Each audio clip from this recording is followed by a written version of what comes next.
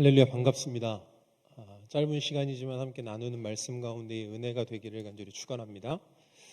35절 말씀에 보니까 때가 저물어 가매라는 표현으로 시작하고 있습니다.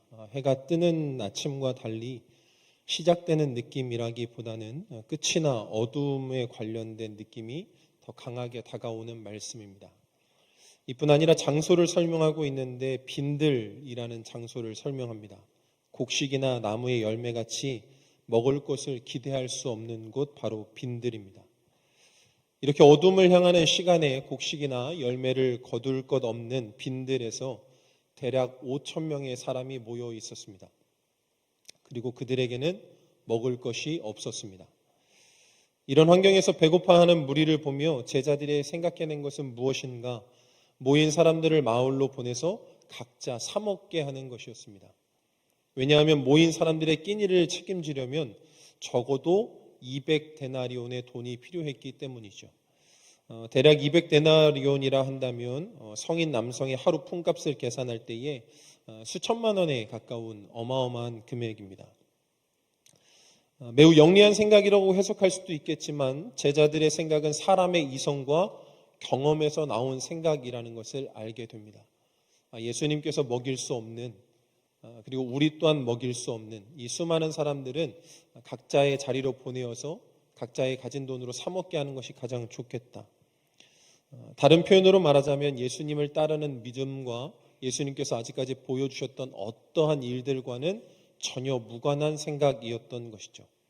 그렇다면 예수님은 어떻게 생각하셨을까? 37절 말씀을 보니까 오늘 말씀 제목이 기록되어져 있습니다. 너희가 먹을 것을 주라. 너희가 먹을 것을 주라. 자칫 오해하면 예수님께서 제자들에게 기적을 요구하신 것처럼 보여질 수 있습니다. 너희가 이 사람들로 하여금 배불리할 수 있는 능력을 한번 발휘해봐라. 하지만 주님께서 말씀하셨던, 제자들에게 원하셨던 반응은 기적이 아니라 움직임이었습니다. 이미 수많은 능력을 보여주셨던 예수님께서 제자들에게 말씀하실 때에 이성적인 판단보다는 예수님의 사역을 대신할 수 있는 제자들의 움직임을 요구하셨던 거죠. 신학교의 기간은 단지 배움의 시간으로 끝나지 않습니다. 오늘 말씀을 준비하면서 제가 신학교를 다닐 때를 생각해 보니 공부하는 것도 분명 중요했지만 아마 많은 고민이 있으실 거고 그 고민이 끊이지 않으실 거다라는 생각이 듭니다.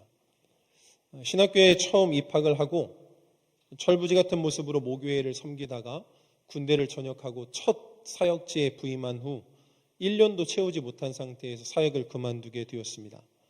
그리고 고민했습니다. 과연 내가 사역을 하는 것이 맞는가? 과연 나 같은 사람이 목사가 되는 것이 맞는가? 물론 개인적인 소양의 문제로만 고민했던 것은 아닙니다. 우리 교수님께서도 말씀하셨지만 당시 신학생들은 찬양인도도 해야 됐고 자격증이 필요하다면 단 한 줄이 필요했는데 1종 보통 면허가 필요했던 시기였죠.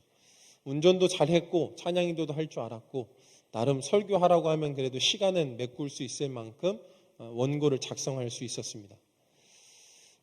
다만 먹고 사는 문제도 고민이 되었죠. 목회자의 자녀도 아니었고 경제적으로 도움을 줄 수 있는 가정 형편도 아니었기 때문에 내가 이 사역을 계속하는 것이 맞느냐라는 것이 고민되었습니다. 그 고민은 당연히 지금도 진행 중에 있습니다. 이 수많은 고민들, 대학원에 입학을 하고 마치는 순간, 또 목사가 되는 그 시간, 수많은 고민들 가운데에서 현실적으로 많은 고민들이 되었지만 이제 단순한 고백이 아니라 이런 고민도 하게 됩니다. 과연 내가 모든 사역자들이 꿈꾸는 담임 목회는 과연 할 수 있을까? 먹고 사는 고민을 하지 않고 사역에만 집중할 수 있는 환경에서 내가 사역을 할 수 있을까? 제 삶을 곰곰이 들여다보니 때는 점점 더 저물어가고 주변에는 무엇 하나 기대할 수 없는 텅 빈 광야만 더 넓어지는 듯 보여집니다. 상황과 환경은 점점 더 악화되고 그런 가운데 내 스스로를 바라보니 가진 것도 없고 내세울 것조차 없습니다. 채플 강사로 전화를 받고서 양력을 좀 적어달라고 하시는데 적을 게 없는 겁니다. 사역했었던 교회들 말고 수상한 내역도 없고 뭐 어디선가 내놓으라 할 만한 경력이 있는 것도 아니고 졸업한 학교와 섬기는 교회 말고는 기록할 내용이 아무것도 없는 아주 평범한 목사 중에 하나입니다. 그런데 주님께서 제자들뿐만 아니라 저에게도 말씀하시죠. 너희가 먹을 것을 주라. 아니, 가진 것도 없고 내세울 것도 없고 상황과 환경은 점점 막막해져 갑니다. 그런데 너희가 먹을 것을 주라는 말씀에 어찌 움직일 수 있을까? 대한민국의 출생률은 점점 줄어들고 교세 또한 줄어드는 것이 현실입니다. 교회마다 교역자의 인건비를 줄이기 위해서 이런저런 방법들을 사용합니다. 계약기간을 두고 계약기간이 맞춰지면 사역지를 이동해야만 합니다. 그 가운데 가장 많이 활용되는 게 바로 부목사들입니다. 교회의 부흥과 성장보다는 지금 운영되는 행정 시스템을 유지하기 위해서 톱니바퀴를 교체하듯 교역자들을 갈아치우죠. 그런데 너희가 먹을 것을 주라고 말씀하십니다. 내 소유도 내 능력도 기줄도 모두 알고 계시는 주님께서 내 스스로 아무것도 할 수 없음을 주님께서 누구보다 잘 알고 계심에도 불구하고 사역의 현장은 점점 세상과 다를 바 없음에도 그럼에도 불구하고 주님께서 저와 여러분에게 말씀하십니다. 너희가 먹을 것을 주라. 그렇기 때문에 여러분 우리가 바로 알아야 합니다. 주님께서 우리의 능력을 원하시는 것이 아니라 우리의 반응, 움직임을 원하시는 거죠. 38절 말씀에 보니까 주님께서는 무리들을 통해 얻어진 음식이 얼마나 적은지를 알고 계셨습니다. 그리고 모인 무리를 먹이기에는 터무니없다라는 것조차도 알고 계셨죠.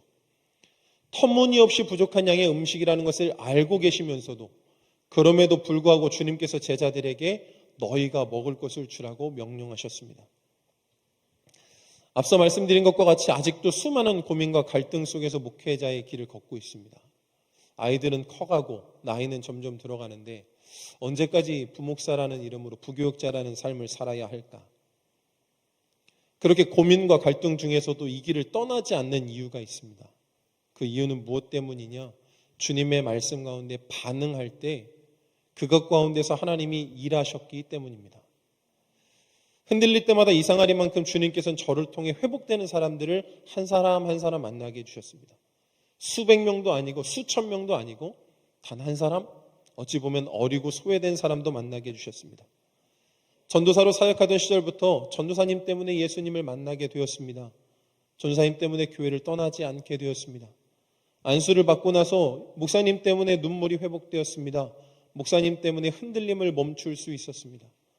교회를 떠나려고 이사하려고 했는데 목사님 때문에 이 자리를 지키게 되었습니다. 다시 한번 말씀드리지만 무엇 하나 내세울 것 없는 아주 평범한 목사입니다. 지금도 제 이름을 모르는 분들이 계시겠지만 아마 채플이 끝남과 동시에 저라는 사람은 기억 속에서 아마 삭제될 것입니다. 그럼에도 분명한 것은 이름조차 기록되지 않았던 한 소년의 도시락이 예수님을 통해 사용되어질 때 수많은 사람을 먹이고 남는 기적을 만들게 되었다라는 거죠. 저와 여러분이 그 명령에 움직이길 간절히 축원합니다. 충북 음성에 자리한 꽃동네라는 복지시설을 한 번쯤 들어보셨을 겁니다. 외롭고 의지할 곳 없는 사람들에게 기댈 곳이 되어준 꽃동네가 시작된 사연이 있습니다. 거린 한 명이 지금 꽃동네의 이사장이 되신 오홍진 신부님 숙소에 찾아왔는데 신부님은 그 거린에게 한 끼분의 돈을 주셨습니다. 얼마 후에 그는 다시 찾아왔고 그 후에도 주기적으로 찾아왔습니다. 문득 그의 행보가 궁금해진 신부님께서는 그 거린의 행보를 추적했습니다. 거린은 계속해서 구걸하여 여러 사람의 식사비 정도는 구걸하고 있었습니다. 무슨 말이냐? 그의 숙소를 찾아가 봤더니 형편없는 곳에 사람들이 누워 있었습니다. 그리고 그 거린은 신부님에게 구걸한 돈을 모아 그 누워있는 자들을 먹였던 거죠. 신부님은 궁금해서 질문했습니다. 당신은 자신의 몸도 성하지 않은데 어떻게 이처럼 많은 사람을 도울 수 있습니까? 이 질문에 그 사람은 아주 충격적인 대답을 했습니다. 신부님, 저는 걸어 다닐 수 있거든요. 걸어 다닐 수 있는 제가 누워있는 이 사람들을 책임지지 못한다면 이 사람들은 어떻게 되겠습니까? 이 한마디에 신부님의 가슴이 찔렸습니다. 주님은 다 알고 계시지요. 꽃동네의 신부님 마음을 움직였던 거린의 건강 상태, 경제 상태를 알고 계셨습니다. 오늘 본문 가운데 기록된 모인 무리들이 가지고 있는 음식의 양이 어느 정도인지도 다 알고 계셨습니다. 또한 저와 여러분이 가지고 있는 실력과 내면 속에 자리 잡고 있는 믿음과 또 우리가 처한 모든 상황과 환경을 주님께서는 다 알고 계시죠. 그럼에도 주님께서 뭐라고 말씀하시냐? 너희가 먹을 것을 주라고 말씀하십니다. 걸을 수 있다라는 사실만으로 구걸하면서까지 다른 사람들을 도왔던 거린들이 있었다면 사역자로 부름을 받아 성경을 공부할 수 있는 자리까지 불러주신 저와 여러분, 이 자리에서 우리는 과연 어떤 움직임을 보여야 하겠습니까? 제자들은 가진 것으로 터무니없다라는 것을 알고 있었기 때문에 그들로 마을에 들어가 사 먹게 하자는 의견을 냈습니다. 빠르고 정확하게 판단한 제자들의 이성적인 모습이 혹시 우리와 같지는 않습니까? 사역자의 현실적인 모습이나 미래를 바라볼 때 희망적이지 않아 이 모든 상황과 환경 때문에 사역을 주저하고 있지는 않으십니까? 주님은 다시 한번 말씀하십니다. 너희가 먹을 것을 주라. 의도적으로 우리를 빈들로 몰아 넣으셨습니다. 어떤 것도 기대할 수 없는 빈들, 그리고 날이 저물어가는 것처럼 기대할 수 없는 모든 상황을 만드시고 우리에게 반응을 지켜보고 계시죠. 과연 어떻게 행동할까? 주님은 제자들에게 그리고 우리에게 불가능한 것을 기대하시는 분이 아닙니다. 우리가 사역하는 곳곳마다 수백 명, 수천 명이 일어나고 믿음이 없던 사람들이 다시 살아나며 회복되는 일들 아니요, 여러분. 주님께서 우리에게 원하시는 것은 움직임입니다. 우리의 가진 것이 없음을 걱정하고 염려하여 이유를 대면서 물러서기보다 주님 나에게 가진 것은 없지만 주님이 말씀하신다면 내가 움직이겠습니다. 너희가 먹을 것을 주라 말씀하시는 주님의 명령에 순종하여 움직이는 사역자가 되겠습니다. 이러한 고백을 원하시는 거죠. 우리의 사역 현장은 결코 풍부하지 않습니다. 빈들처럼 보잘것없고 기대할 것 없는 것처럼 보여지기도 하죠. 또한 때가 저물어가는 것처럼 사역의 현장은 긴박합니다. 복음을 거부하는 사람들도 많고 교회를 떠나며 교회를 떠도는 사람들도 있습니다. 그럼에도 불구하고 주님은 여러분이 주님의 사역을 감당하기를 원하십니다. 수많은 고민이 우리 가운데 갈등으로 다가올 수 있겠지만 신학교라는 곳에 들어와서 내가 이 사역을 감당하는 것이 맞는가? 주님의 부르심은 분명한가? 온갖 고민 가운데 우리가 어떻게 선택해야 될지 분명 흔들릴 수는 있지만 주님은 말씀하십니다. 너희가 먹을 것을 주라. 혹시 사역자의 삶에 대해서 고민하고 계십니까, 여러분? 당연히 충분한 고민과 기도가 필요합니다. 다만 상황과 환경은 바라보지 마십시오. 어디선가 여러분의 사역을 통해 회복될 사람들이 기다리고 있습니다.